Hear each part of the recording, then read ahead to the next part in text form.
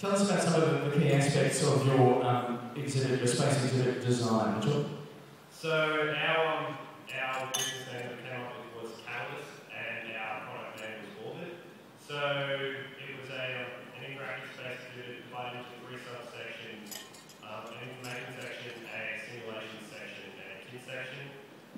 Two of those sections were also divided into other subsections, incorporating the past, the present, and the future of human space flight.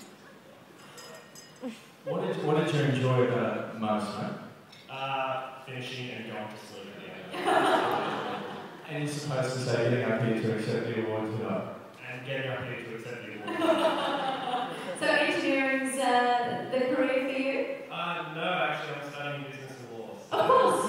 Why not? Why not? It's a heavily creativity-based competition, so it's very business oriented. Yeah.